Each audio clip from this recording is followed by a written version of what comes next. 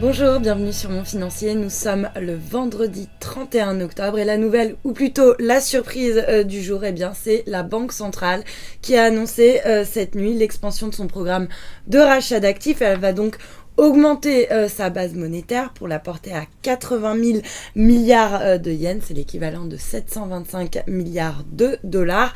À Tokyo, les marchés ont réagi très positivement puisque le Nikkei bondit de pratiquement 5% pour se hisser au plus haut depuis 2007. Et puis, autre réaction à voir du côté du yen qui, lui, à l'inverse, plonge au plus bas depuis 6 ans face au dollar. Aux États-Unis, l'économie américaine, elle défie la morosité mondiale. La croissance américaine a avancé à son rythme le plus rapide depuis 2003, 3,5% de croissance donc au troisième trimestre après 4,6% au deuxième. Alors si la consommation des ménages a légèrement ralenti, c'est le commerce extérieur et les dépenses dans le secteur de la défense au plus haut depuis 2009 qui ont tiré la croissance américaine. En France, la simplification est en marche. C'est le Conseil national de la simplification qui a annoncé 50 mesures destinées à faciliter la vie des entreprises, des mesures qui permettront à la France d'économiser environ 11 milliards d'euros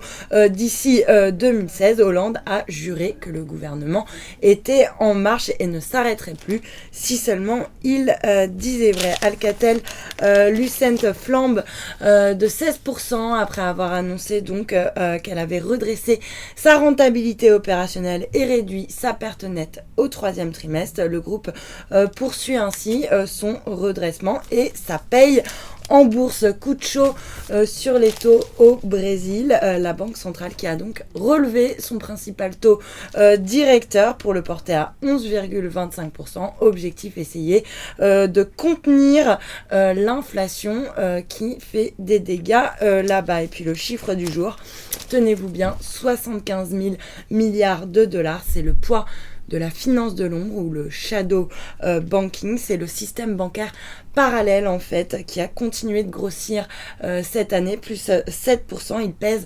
75 000 milliards de dollars. Alors, pour vous donner un ordre d'idée, ça représente 120% du PIB mondial, donc plus que toutes les grandes économies réunies. Et puis au niveau mondial, les actifs du système bancaire représentent 25% des actifs financiers totaux et environ la moitié des actifs du système bancaire. La news du Parisien, la mode des faux clowns. On ne sait pas s'il vaut mieux en rire ou en pleurer. En tout cas pour Halloween, la menace des clowns agressifs est prise au sérieux par les autorités puisque les ventes de masques ont littéralement explosé. Donc dans l'Hérault, aucun nez rouge n'a le droit de citer. Voilà, les modes, ça va, ça vient. Et puis on termine avec la nouvelle du jour. Tim Cook, le CEO d'Apple, qui a fait hier son coming out et qui a créé le buzz sur les réseaux sociaux. Voilà pour le morning de ce vendredi. Joyeux Halloween, restez avec nous.